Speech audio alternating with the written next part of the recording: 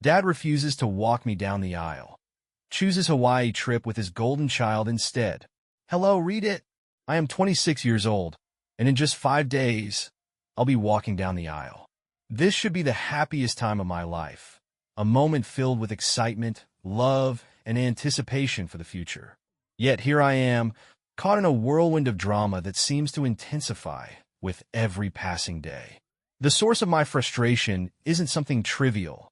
Either it's my family, specifically my sister and my dad. Their actions, their choices, and the complicated dynamics that have plagued us for years have come roaring back at the worst possible time. To give some context, my dad has been a single parent for the last 10 years. When I was just 16, my mother passed away after a long and grueling battle with cancer. Her death was a turning point in my life, one that left me feeling adrift and alone in many ways. My mother had been my anchor, the person I could turn to for support, advice, and unconditional love. She treated my sister, Katie, and me with fairness, something I deeply appreciated, especially since Katie has always been difficult. But when my mom died, the balance in our family shifted, and not in my favor. Katie is 2 years older than me, and even as children, she was always the one who commanded attention. She had been a sickly child, prone to colds and other minor ailments, and this earned her a lot of sympathy from my parents, particularly my dad. After my mom's passing, Katie quickly became the center of his world. My dad, whether out of guilt, grief, or habit, began indulging her in every way possible. Meanwhile, I felt as though I had been left to fend for myself. Katie knew how to work the system. She used her perceived fragility to her advantage, avoiding chores and responsibilities by claiming she wasn't feeling well. It didn't matter that she had long since outgrown her childhood illnesses. She continued to feign weakness because it worked. And my dad? He fell for it every time. If I ever complained or protested, he would tell me to help her, to be understanding because she needed support. So, I did the chores. I picked up the slack. I became the one who quietly shouldered the burden of running the household, all while Katie lounged in her room, doing nothing. It wasn't just the unfair division of labor that made living with Katie unbearable.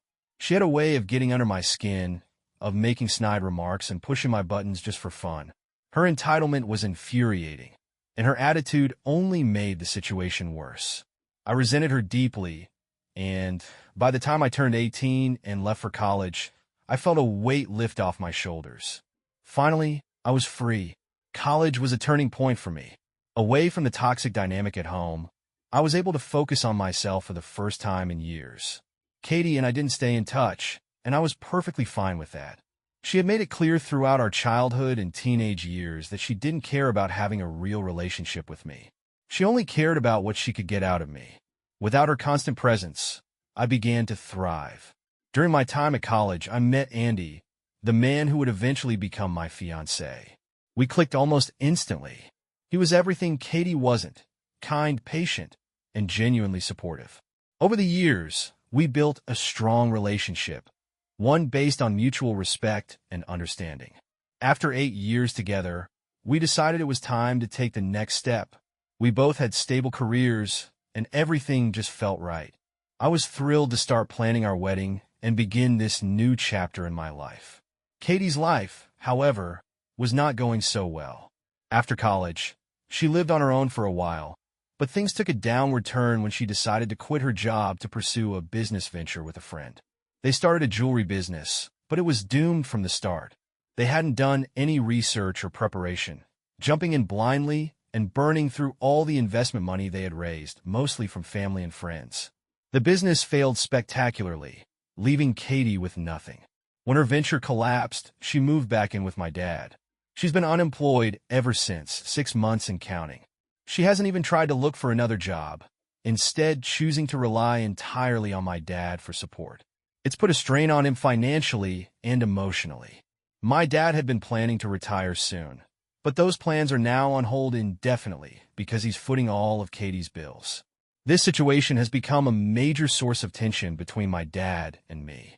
I've tried to encourage him to push Katie to find a job, to take responsibility for her life instead of wallowing in self-pity. but he insists that she needs time to recover emotionally from the failure of her business. We've argued about it more times than I can count, and it's clear we're never going to see eye to eye on this issue. For the sake of our relationship, we've agreed to stop talking about it altogether, though the frustration lingers beneath the surface. As if that weren't enough, Katie has made it abundantly clear that she's unhappy about my engagement. I know she's jealous. She sees me building a successful career, finding love, and planning a wedding while she's stuck in a rut, and it eats away at her. Her social media posts make that obvious. She's constantly posting cryptic, self-pitying messages that paint her as the victim of some great cosmic injustice. She thrives on the attention these posts bring, basking in the sympathy of her followers. It's infuriating to watch, but I've learned to ignore it as best as I can. Still, it's hard to completely block out the negativity. My wedding, which should be one of the happiest moments of my life, feels overshadowed by the unresolved issues in my family. I love my dad, but his inability to hold Katie accountable has always been a sore spot for me. And Katie, well, I don't think she'll ever change. As much as I want to focus on my future with Andy, the chaos in my family keeps pulling me back. With 5 days to go, I can only hope for some peace, though I know better than to expect it. My family has always been complicated, and no amount of wishful thinking is going to change that. Katie has always had a knack for twisting the narrative. Recently, she's been making pointed remarks about how I'm doing so well in life while she struggles, insinuating that I don't deserve my success. According to her, I've only gotten this far because I'm manipulative and willing to step on others to get ahead. The accusation is as absurd as it is infuriating. Everything I have, I've worked hard for. I've earned my success through dedication, effort, and perseverance. Katie's situation, on the other hand, is a direct result of her own choices and her tendency to wallow in self-pity rather than take responsibility. Still, there is one recent event in her life that I do feel genuine sympathy for. About 3 weeks ago, Katie's beloved cat passed away. The cat had been with her for nearly 15 years, and she was deeply attached to him. I remember the cat from when we were younger. He was one of the few constants in her life. When he died, Katie was devastated, and my dad told me how profoundly it had affected her. She stopped eating for days, refusing to get out of bed. My dad, already stretched thin by her dependency, had to beg her to try to carry on. It was a sad situation, and for a moment, I felt a pang of guilt for how frustrated I'd been with her. I wanted to reach out to Katie, to offer my condolences, but I hesitated. I worried that any gesture from me would come across as insincere, or worse, be twisted into something negative. Instead, I asked my dad to pass along my sympathies. I kept my distance, focusing on my own life and the whirlwind of preparations for the wedding. With only a few weeks left, I didn't have the bandwidth to insert myself into Katie's grief. I maintained regular contact with my dad, offering him support when he became overwhelmed, but that was as far as I was willing to go. I never imagined that this situation would come back to affect me in such a direct way. A few days ago, I called my dad to formally ask him to walk me down the aisle on my wedding day. I had always assumed he would, but I wanted to make it official. To my surprise, he didn't immediately agree. Instead, he told me he needed some time to think about it. I found this odd, but I chose to wait, thinking perhaps he was just caught off guard. The next day, he called back with an answer that left me stunned. He told me he wouldn't be able to walk me down the aisle. In fact, he wouldn't even be able to attend the wedding. His reason was something I could never have anticipated. Katie wanted to scatter her cat's ashes on the beach in Hawaii on the exact day of my wedding. Apparently, Katie had taken her cat on a road trip to Hawaii a few years ago with her friends, and she considered it a special place. She wanted to honor his memory by scattering his ashes there, and she insisted that it had to be done exactly 1 month after his death. She also specifically requested my dad's presence for emotional support. My dad explained that this was the first time in weeks that Katie had shown interest in doing anything outside of the house, and he felt it was important to encourage her. I couldn't believe what I was hearing. My wedding day, the most important day of my life, was being overshadowed by Katie's insistence on this impulsive plan. I tried to reason with my dad, suggesting that Katie could delay her trip by just 1 day or go with a friend instead. Surely, there was a compromise that would allow him to attend my wedding. But he told me he had already made those suggestions, and Katie had refused. She had become upset, accusing him of not caring about her feelings and insisting that she had no one else in her life but him. According to Katie, I would have plenty of people surrounding me on my wedding day, friends, family, and my future husband, while she only had my dad. She argued that given her current emotional state, she should be the priority. And my dad agreed. He told me he believed that supporting Katie during her difficult time was more important than attending my wedding. At that moment, something inside me snapped. My dad's words confirmed what I had always suspected, but never wanted to fully believe. Katie had always been his priority, and I was an afterthought. I reminded him, in no uncertain terms, that Katie had been his priority her entire life. So I wasn't surprised that he was willing to choose her over me yet again. I didn't let him respond. I hung up the phone, blocked his number, and cut off all contact. I was livid, heartbroken, and overwhelmed all at once. My father had not only refused to walk me down the aisle, but had also decided not to be present at all because of Katie's manipulative behavior. I had always known that my family dynamic was flawed, but this was a betrayal I couldn't ignore. As much as I wanted to move forward with joy and excitement for my wedding, the sting of my father's decision lingered, casting a shadow over what should have been a purely happy time. After the painful conversation with my father, I was utterly devastated. The realization that he had chosen Katie over me, not just on any day, but on my wedding day, was a wound deeper than I could have anticipated. I spent the next 2 days crying, unable to shake the crushing weight of betrayal. Andy, as always, was understanding and supportive, but even his reassurances couldn't fill the void left by my father's decision. I had always known that Katie held a special place in my dad's heart, but this was different. This was undeniable proof that I had never been his priority. At some point, my grief transformed into anger. I was tired of feeling powerless, tired of being the one who always had to accept my father's choices while Katie received unwavering support. I decided I wasn't going to let this go unchallenged. If my father and Katie wanted to play games, I could play them too. It was time to give my father a taste of what it felt like to be disregarded. The plan came to me suddenly. I would ask my uncle, my father's estranged twin brother, to walk me down the aisle. The two of them had despised each other for as long as I could remember. Growing up, their rivalry was a constant source of tension at family gatherings. They couldn't be in the same room without turning every interaction into a competition. Whether it was subtle digs or outright arguments, they always managed to make everyone else uncomfortable. My grandparents tried to mediate, but their efforts were in vain. Their relationship was beyond repair. After my mother passed, the rift between them only deepened. My father began avoiding any event where my uncle would be present, effectively cutting him out of his life. Despite their animosity, I had no ill feelings toward my uncle. We weren't particularly close, but I didn't see him as the villain my father made him out to be. In fact, I could empathize with him. I knew all too well what it felt like to have a sibling you couldn't stand.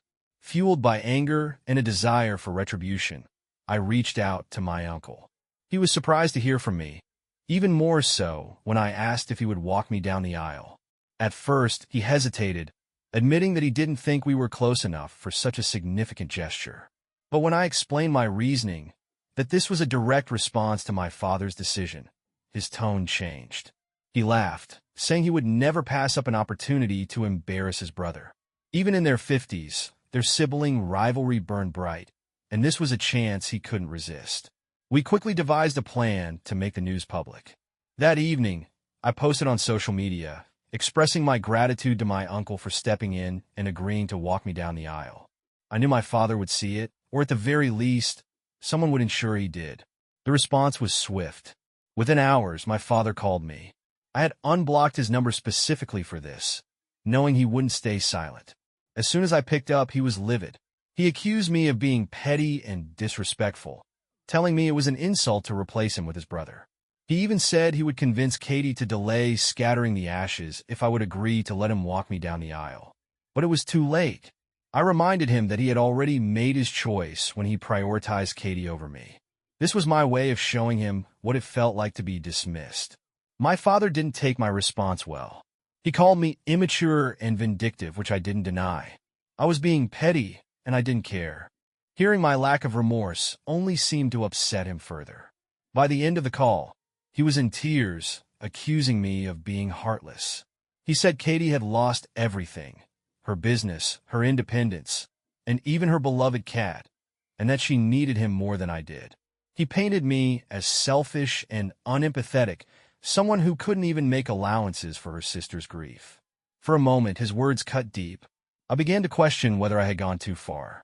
Was I truly being cruel by taking such a drastic step? Katie had lost a lot, that much was true. But I had lost something too. My father's support and presence on one of the most important days of my life.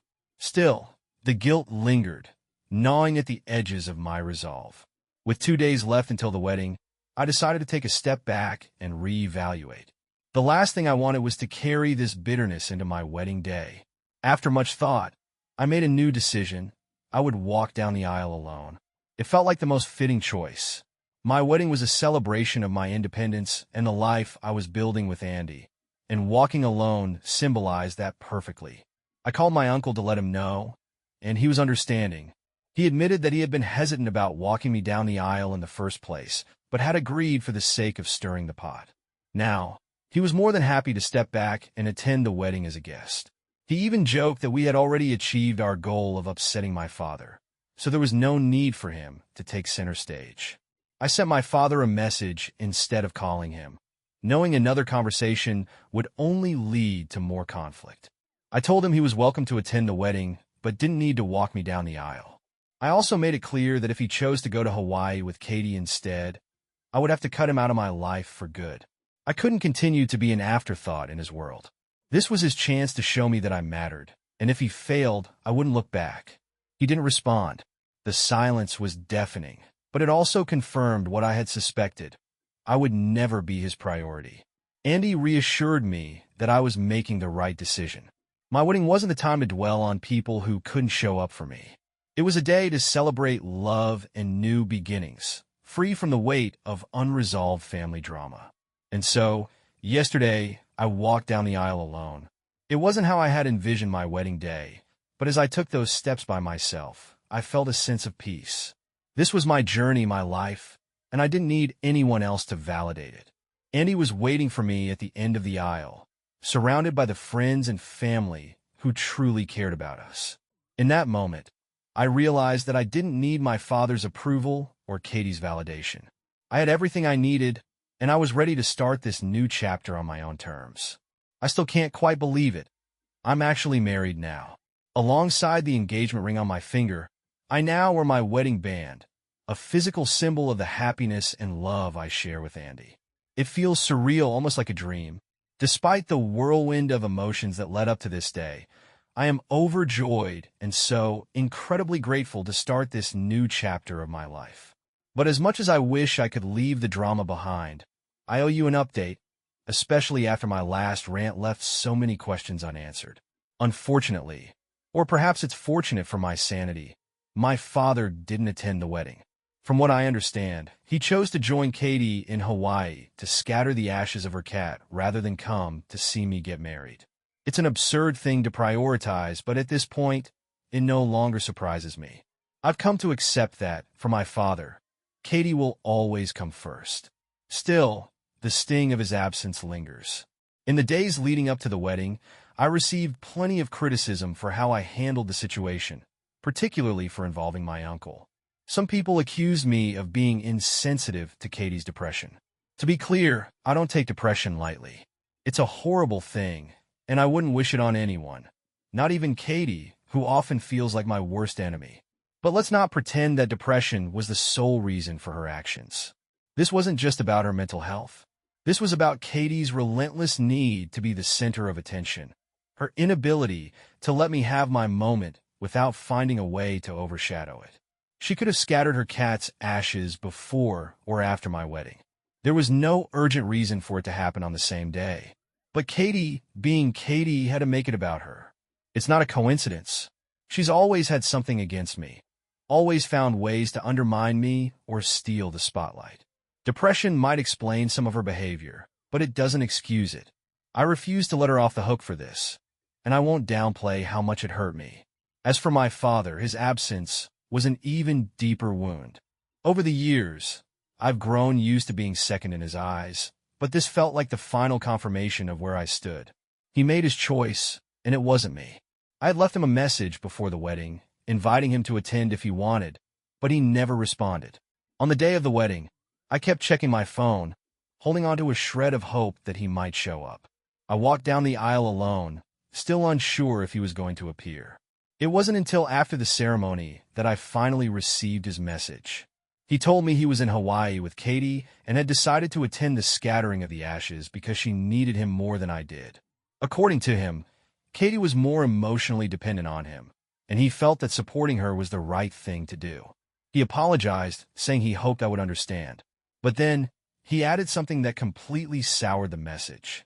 He said my petty and immature behavior, referring to my decision to involve my uncle, had put him off and made him feel it was best for us to stay apart for a while. I won't deny that my actions were petty. They absolutely were, but I won't pretend I regret them either. For years, I felt ignored and overlooked, and I wanted my father to know how much it hurt to be treated like an afterthought. Maybe it was immature, but what else could I do? I wanted him to care, to fight for me. And maybe, in his own way, he did care, but clearly not enough to show up when it mattered most. His message infuriated me. It was my wedding day, and instead of celebrating, I was dealing with this unnecessary drama. I decided I wasn't going to let his words ruin my happiness. I blocked him and moved on with my day. He had already chosen not to come to the wedding, so his message felt redundant and self-serving. He wasn't reaching out to mend things. He was just justifying his absence. Throughout the day, people asked me where my father and sister were. I decided to be honest. I told them the truth. My father skipped my wedding to go to Hawaii with Katie to scatter her cat's ashes. The reactions were varied. Some were speechless. Others laughed at the sheer absurdity of it all. Most people agreed it reflected poorly on them, not on me. I didn't feel the need to hide anything. If they were embarrassed by their actions, that was their problem, not mine. Now, the entire family knows what happened. My father's decision to prioritize Katie over me on one of the most important days of my life is something I doubt anyone will forget. And while it hurts, I've decided not to dwell on it. My wedding day was still the happiest day of my life so far. I married the man I love, surrounded by friends and family who genuinely care about me. No amount of drama could overshadow that. As I reflect on everything that's happened, I feel a sense of clarity. It's painful to admit, but I've come to terms with the fact that my father has never truly been in my corner.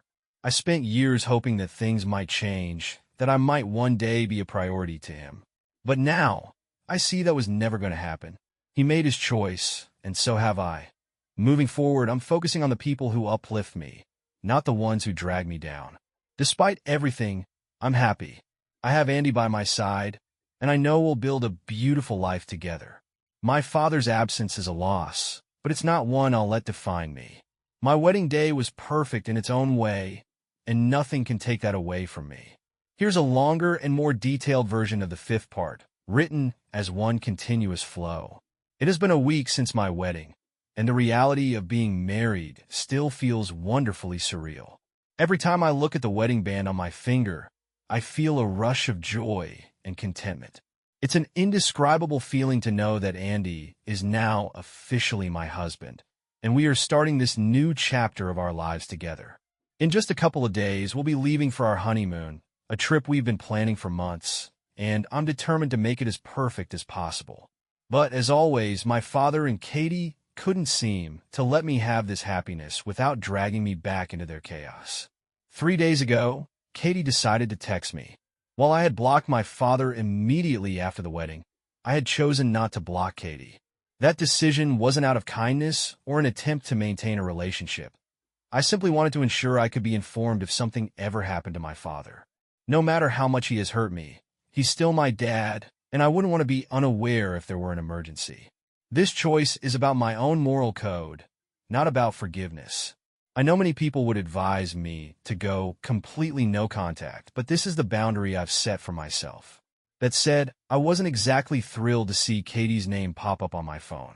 Her message was exactly what I had expected: condescending, self-righteous, and utterly dismissive of the pain she and my father caused me. She started by mentioning that she and my dad had just returned from Hawaii and that several relatives had reached out to criticize them for missing my wedding. Predictably, she accused me of painting them in a negative light. She said she was disappointed that I had chosen to pick on her while she was going through such a difficult time in her life. She proceeded to lecture me about compassion, reminding me how hard it is to lose a loved one, and insinuating that I should have been more understanding of her grief. She went on to say that as family, I should have refrained from sharing their reasons for not attending the wedding, and implied that I was selfish for not considering how my actions might hurt them. Katie also added that my father was deeply hurt by the fact that I had blocked him and insisted that I should unblock him. She ended her message by saying she wasn't surprised I hadn't apologized for my behavior, accusing me of thinking only of myself and suggesting I reflect on my actions. The tone of her message was infuriating. It was as if she was positioning herself as the victim once again, conveniently ignoring the fact that their absence at my wedding was entirely their choice. She expected me to take responsibility for their poor decisions, all while glossing over the hurt they caused me. For a moment, I was tempted to block her right then and there. Her message was so sanctimonious and dismissive of my feelings that it was hard to keep my composure. But after calming down and thinking it through, I decided not to let her have the last word. Instead, I chose to respond, carefully crafting a message that expressed my boundaries clearly and directly while addressing her accusations. I told Katie that, yes, I had been honest with our relatives about why she and my father weren't at the wedding. I refused to lie or cover for them because their absence was a choice they made. I reminded her that missing my wedding was their decision and that it was unfair to expect me to hide the truth, especially when their actions had caused me so much hurt. I pointed out that on a day when I should have been the priority, they couldn't even put me first for a single moment. Their choice to prioritize scattering ashes over attending my wedding was theirs alone, and I owed them no apologies for sharing that with others. I also addressed her comment about my father being upset over being blocked. I told her that if he was feeling regretful now, it was too late. He had made his decision, and he would have to live with the consequences. I made it clear that I wanted no further contact with either of them, except in the case of an emergency. I explicitly asked her not to reach out to me unless there was an urgent situation, as I had no interest in continuing a relationship with her or my father. I ended by emphasizing that I was now a married woman, focused on building a life with Andy, and that he was the only family I needed moving forward. I wished them both well and said goodbye. After writing the message, I showed it to Andy, who fully supported me in sending it. Katie's response came quickly. She said she would respect my wishes, but couldn't resist adding that my father was still very upset about my decision to block him. Her message didn't bother me much. In fact, I felt a sense of relief knowing that she had acknowledged my request to leave me alone. As for my father's supposed sadness, I couldn't bring myself to care. He made his priorities clear when he chose Katie over me, and any regret he feels now is meaningless to me. If he truly valued me, he would have acted differently when it mattered. Katie, I'm sure, is secretly pleased to no longer have to deal with me. She thrives on being the center of attention, and having me out of the picture likely makes her life easier. As for my father, I have no sympathy for his sadness. He spent years neglecting me emotionally, and this is simply the result of his own actions. I spent so much of my life hoping for his approval and dreaming that one day I might matter to him as much as Katie does. But those dreams are over now. He made his choice, and I've made mine. I'm done fighting for a place in his life when he's never fought for one in mine. Now my focus is on the future. Andy and I are about to leave for our honeymoon, and I can't wait to enjoy this special time with him. We've been planning this trip for months, and I refuse to let my father or Katie ruin it for me. This is my time to focus on my happiness, my marriage, and the life I'm building with Andy. My father and Katie can continue to justify their actions to themselves, but they are no longer my concern. I'm finally free of the toxic dynamic that has weighed me down for so long, and I intend to keep it that way. As I look ahead, I feel a sense of peace and clarity.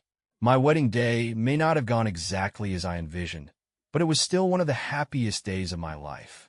Now, I get to move forward with Andy by my side, knowing that I'm no longer tied to the people who have caused me so much pain. This is the beginning of a new chapter, and I'm determined to make it a joyful one. The past is behind me, and I'm not looking back.